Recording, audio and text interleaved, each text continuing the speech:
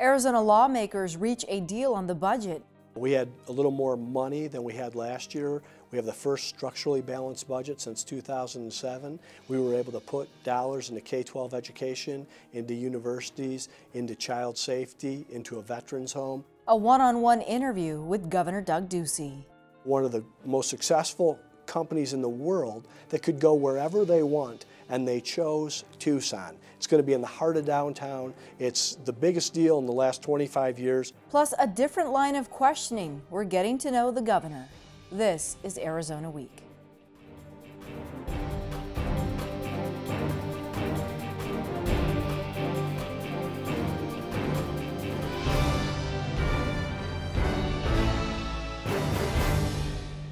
Hello, and thanks for joining us. Arizona lawmakers agreed on a budget this week, early Wednesday morning to be exact, and on Wednesday afternoon, Governor Doug Ducey traveled to Tucson to talk about funding Arizona next year. Here's the first part of my interview. Governor, thanks for your time today. Good to be here. Thanks for having me. The budget finally got passed in the wee hours of the early morning. We passed the budget last night about 2 a.m. in the morning.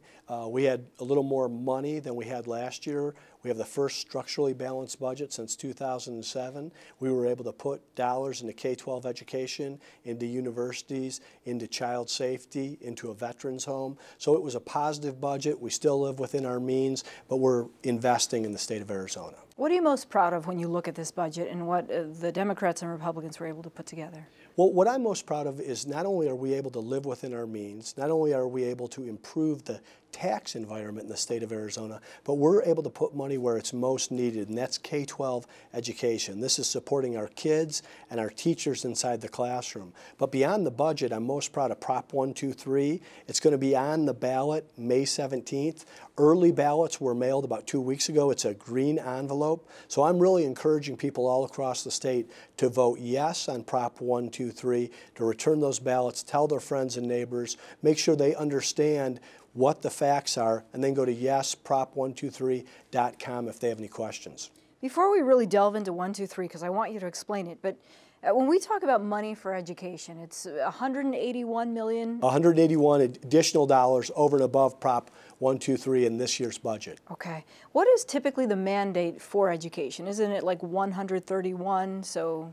You know, it depends. It's a formula based on the number of students in our schools and then an inflation factor that we have. And it's something that's been complicated by what's happened in the past because basically the downturn was incredibly tough on Arizona and Arizonans. So if you remember, in 2009, the state was out of money. There wasn't $1 available in our operating account. We were actually on a credit servicing agreement from Bank of America.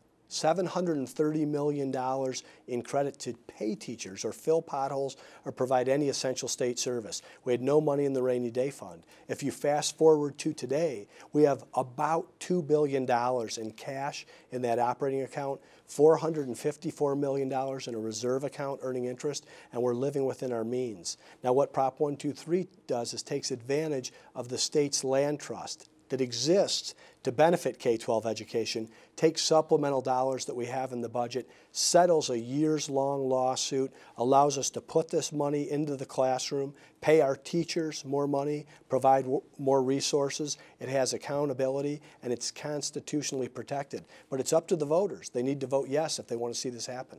The critics, the opponents are saying the money's there in the rainy day fund. We've asked you this before.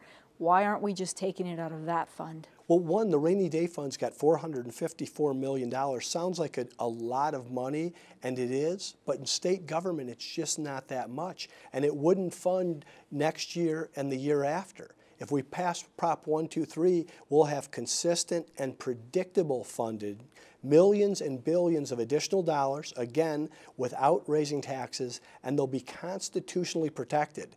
No governor, no future governor, and no legislator will be able to touch this money. It will go into the baseline formula, straight into classrooms to support teachers and children. And there's accountability around it as well. So this is a real win-win. This is the result of a negotiation between the education establishment and legislative leadership. And Prop 123 is the solution and the big first step for us to move forward in K-12 education. I'm urging people to vote yes on it. The formula, the triggers are a little tricky to understand. So how do you explain this to people that in the future the state land trust won't be tapped out or emptied more than it is? That's important to know, is that the land trust will be worth more 10 years from now than it is today. And remember, that's a public trust that exists to benefit K-12 education. That's why it's there. Some people are saying if we don't spend any money out of the trust, it will be bigger 10 years from now. Well, of course it will, except it exists to help K-12 education. And through proper investment, through ongoing land sales, the trust will be bigger anyway, but we'll have more money into K-12 education. When people ask about the triggers, I have to remind them that this is a settlement. Remember, there were two sides that were at loggerheads. I said in my State of the State, it's time to stop paying lawyers and start paying teachers. What the triggers do are protect the general fund in a dramatic downturn. Now, we don't anticipate that, but that's part of the reason we have the rainy day fund. In case something happens, we have some protection. We've been responsible with the top priority being our teachers and kids in K-12 education, and that's really the problem, and that's the solution that Prop 123 brings. Staying with children, Kids Care did not pass, or has not yet. In the past, you've said you'd be open to it. Will you step in and change it?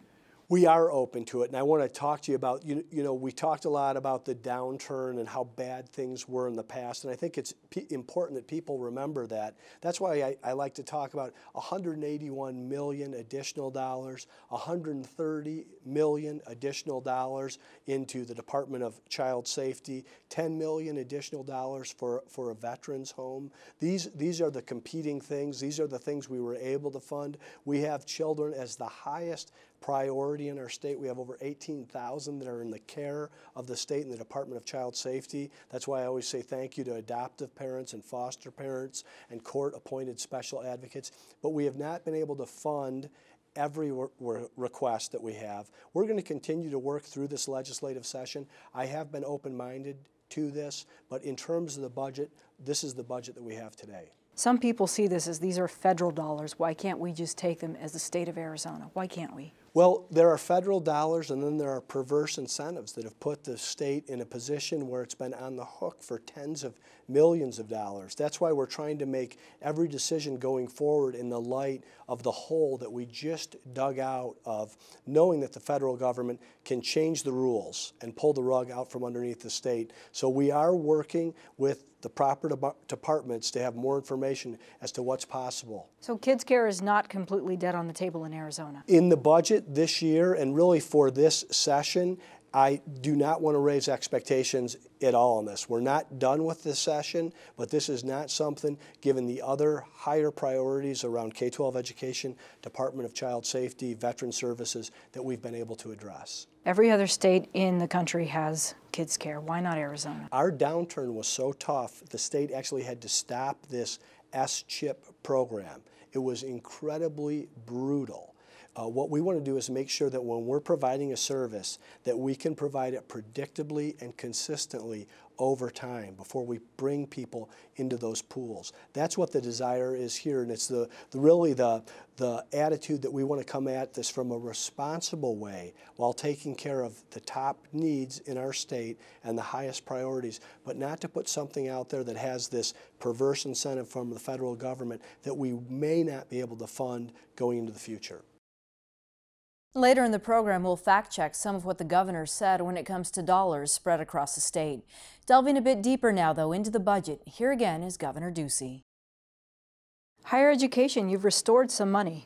We've been able to restore some money. We've been able to change the trend line on our state's great universities, including the U of A. We were able to put $200 million into paying the rollover that happened during the state's downturn. So not only did we have to dig out of the hole we were in, but there were also some decisions that were made while we were in that hole that have been lingering and burdening the state, burdening the universities. We're very proud of our state's universities. I love to brag on them all the time, and now we're able to bring additional resources and change that trend line.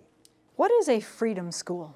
A freedom school would be a school that talks about free enterprise, talks about much of what has created the great American economy. It really is part of what is talked about so much around the world now when you see these other third world nations lifting people out of poverty because they've been able to bring good free enterprise and free market ideas like property rights and rule of law and sound money and proper wages, the things that create innovation, entrepreneurship, and businesses. And these are some things that we'd like to see across the board in our schools. We're lucky enough to have this at University of Arizona, at Arizona State University. And these are important as kids want to go into business or no matter what profession that they're in, that they understand what can drive quality higher and prices lower and provide employment for many more of our citizens. Freedom schools are connected to the Koch brothers, and that makes people uncomfortable. What do you say to them? Well, there are significant donors to all of our universities, and some people have a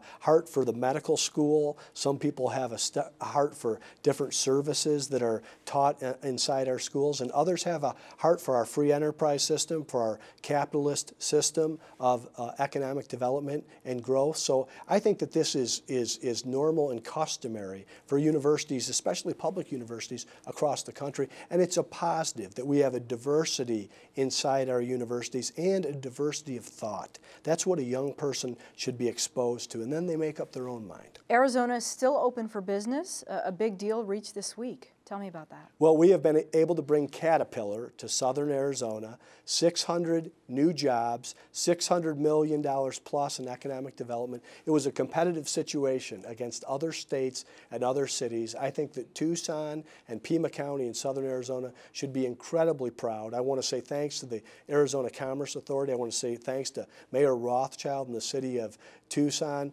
Joe Snell in the Sun Corridor, and Fletcher McCusker and Rio Nuevo. This was a real team effort led out of the governor's office to present Arizona to one of the most successful companies in the world that could go wherever they want, and they chose Tucson. It's going to be in the heart of downtown. It's the biggest deal in the last 25 years, according to the Arizona Daily Star, and it's just the beginning for southern Arizona.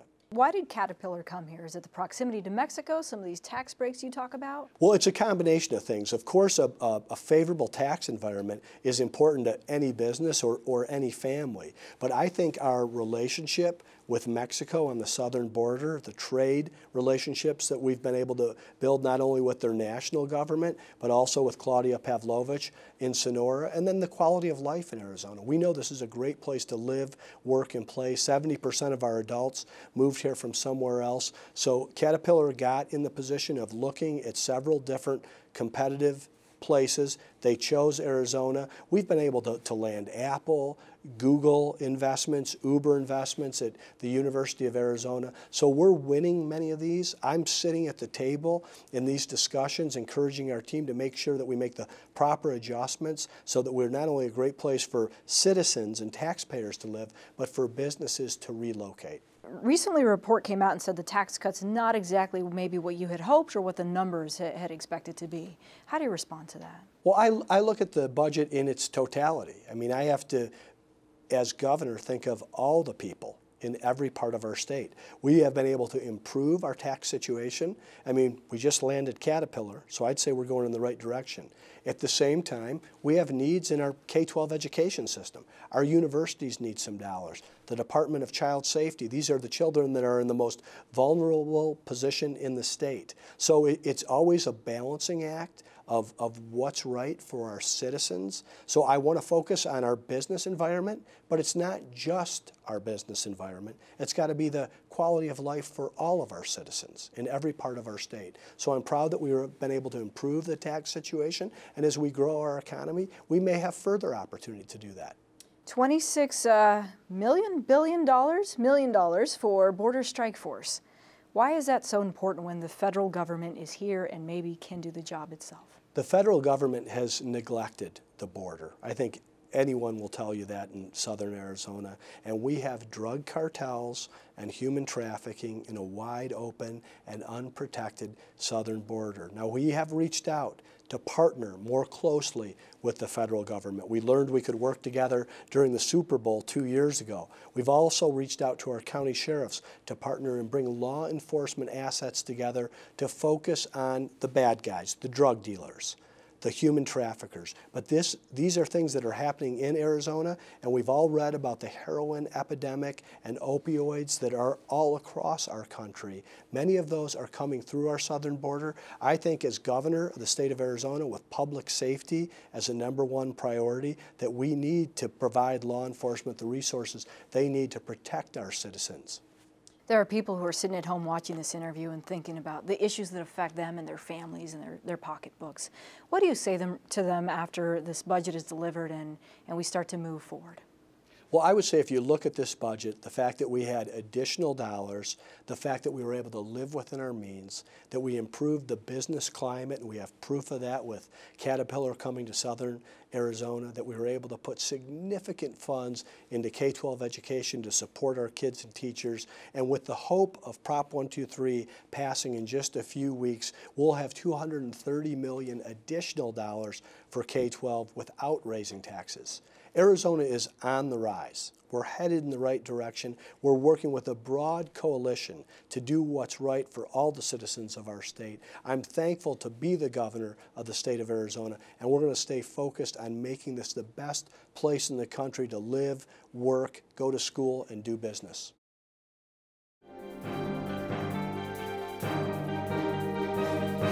And the buzz now with my colleague here at Arizona Public Media, Christopher Conover. Christopher, some big news coming out of the legislature this week. Some big news and some unexpected news. The Kids Care Children's Insurance Program was resurrected from what most people thought were the dead, or was the dead, and passed. Thursday night, a group of House Republicans used a lot of parliamentary procedure, got it brought up, and through a very contentious debate, got it passed, had it sent to the Senate. Andy Biggs, the Senate President, is not a fan of kids care. He's already blocked the bill once, a standalone kids care bill, kept it from being brought up. And on Friday around lunchtime, he couldn't stem the tide anymore, and it was brought up and passed on a 16-12 vote. Now, on Wednesday, this was dead. I asked Governor Ducey about this, and he said not to raise any expectations. We've just learned he will sign this bill as well. He will sign the bill, and again, this is a tough one for everybody. It's a program that will allow, when re-implemented, 30,000 Arizona children potentially to get health insurance. That's hard to go against. The argument is money. The federal government has said they will fully fund it. When Arizona suspended kids care, they did it during the recession when we didn't have the money. Now the federal government has said, you don't have to match any money, we'll pay for the whole thing. Part of the concern is that the federal government will simply change their mind. We could have a change in administration. We know we'll have a change in administration. And they could change their mind, and Arizona could end up on the hook for that. Of course, that would be an appropriation, so the legislature would have to approve paying that money out to keep these kids that would now be in, or they could choose to suspend it again. Okay, certainly an emotional one. Moving on to K-12 education, the Governor Ducey said in his interview $181 million in additional funding, but it's not quite additional, is it? It's additional in the sense of it's more money, but when you break it down, it's a little more interesting. There's $130 million in there that constitutionally the legislature has to add in.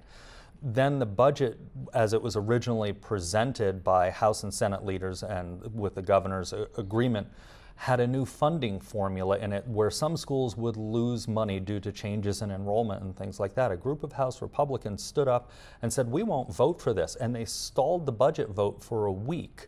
Negotiations back and forth, and finally they got about $30 million put into the budget to hold some schools harmless due to this new formula.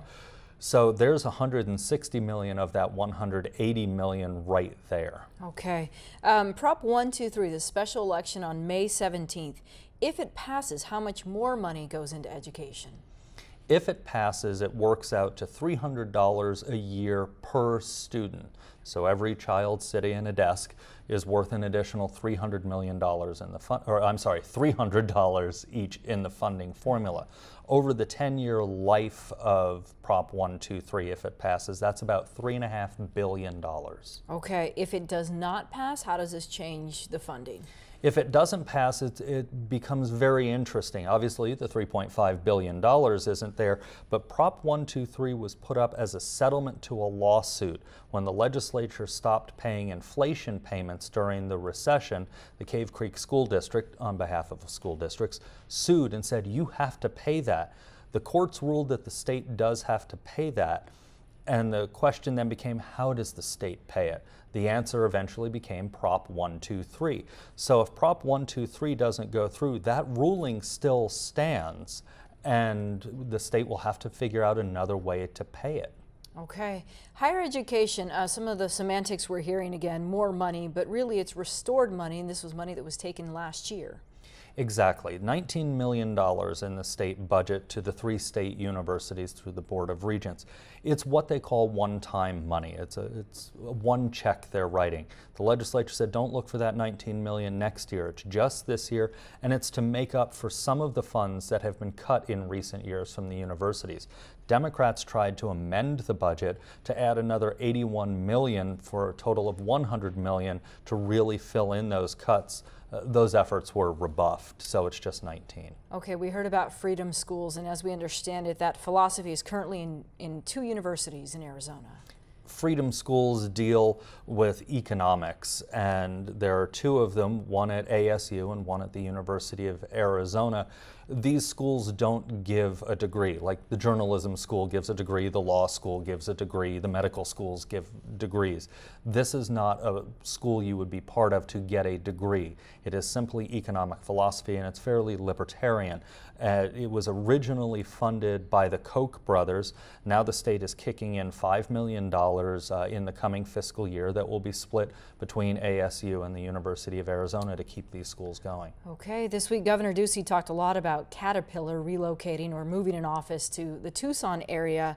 Does this have to do with these corporate tax cuts that we've heard about since he's been in office? Corporate tax cuts is a big part of economic development, and the governor promised he was cutting taxes every year he was in office. He promised that on the campaign trail. This year's budget has about $30 million set aside for tax cuts. Some of it's not fully specified yet exactly where it would go.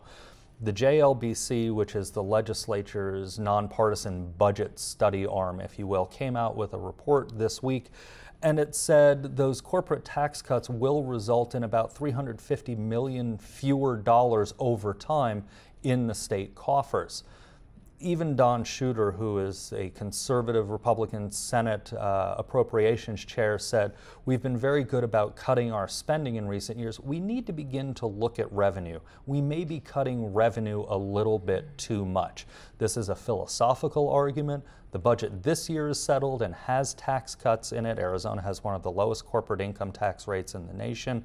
We'll have to see what happens next year and in the following years as budgets are worked out. Okay, and now that Kids Care has wrapped up, that's historic for Arizona because it's now one of the other states that happens to offer this.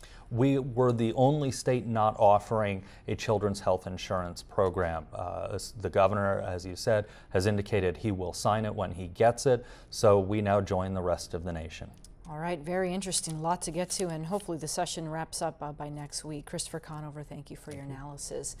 And before we end the program, of course, we had some serious questions for Governor Ducey about state policy, but also a rare opportunity to ask the governor some personal questions, including his visiting the motor vehicle department without his security team.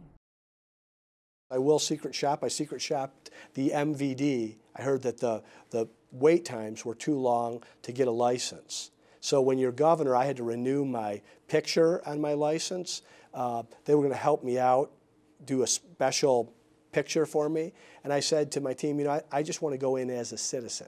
So I took off my coat, took off my tie. I wanted to see how the MVD did. And in this new role, I can sometimes tell if people recognize me or if they don't. I walked in the MVD in the late afternoon on a Monday. The place was packed. Nobody knew who I was, even though there was a big picture of me on the wall. I got my ticket at 4:24. It's a 3-step process. I sat down. I was called for the second step at 4:28. As I was sitting in my seat, somebody walked by and they said, "You're on TV." And they said it just loud enough so that everyone heard what he said. So I looked up and said, "My name's Doug Ducey." And he said, "I know you because you're on TV and I watch a lot of TV." And I said, "Well, I ran for governor. Maybe that's how you saw me." And he goes, "That's it. I knew it." And he turned to walk away and he stopped and he turned back and he said, "I'm sorry." And I said, "Sorry for what?" And he said, "That you lost." And I said, "Actually, I won." And he said, "What are you doing in here?" At that time, they called my number. It was 4:38, so it took 14 minutes total time in the MVD to get my picture changed on my license. Maybe not Cold Stone time, and we certainly can compress it, and there's some things we're doing in the MVD, but it was kind of a funny story, and it showed no matter how hard you're working, no matter how hard you're trying to move your public policy forward, there's still some people that don't know what you're doing in state government. Here we are early May. A lot of families starting to prepare for summer vacation. What are the Duceys up to this summer? Well, we do a lot over the summer, or at least we try to. My boys are active. They're active in sports. So typically there's a lacrosse camp or a football camp or a hockey camp. That's what we're scrambling to do. And we love to get away, get a little beach time. We love Flagstaff, and we spend as much time as we can up north as well. Prom is this time of year. One of your boys go to prom? Yes, my middle son went to prom. He had a great time. He behaved himself, and you know, he brought a terrific girl, and they had a great time. Do you lend him the keys to the car? He uses his mother's car, and he keeps it clean, and he's a pretty good driver. Good kid. Yeah. Okay. If I say born in USA, you say what? And I say Bruce Springsteen, Born in USA, his album that came out while I was in college. You're a huge fan. I like Springsteen. I saw my first concert when I was a sophomore in high school at Chrysler Arena in Detroit, Michigan, and I've seen him ever since. I went to his most recent concert. I've been able to take my wife. She's finally become a fan, and all 3 of my sons have been to concerts, and they enjoy him as well. And he's 67 years old, and he still delivers the most bang for the buck. It's the greatest show on earth. Do you like strawberry blondes? In terms of ice cream, or? That's what I'm talking about. Yes. Yeah, we called one of our ice creams at Cold Stone that. Yeah. Which is your favorite over at Cold Stone? I love chocolate devotion. I'm a big chocolate fan. I like it in a chocolate dipped waffle cone, sometimes dipped in Reese's peanut butter cups or those types of things. We'd have score bars or anything that was chocolate I loved inside the store, and I would add to it. And to this day, I mean, that's my weakness, is chocolate around the house. Are you a cup or a cone kind of guy? I'm a cone guy. I think you should have your ice cream in a cone. I think it should be a fresh baked waffle cone, and preferably chocolate dipped. And that's our program. Next week, join us for the personal story of a young mom diagnosed with breast cancer. Arizona Week features Jackie's story, the fight of her life. For all of us at Arizona Public Media, thanks for joining us.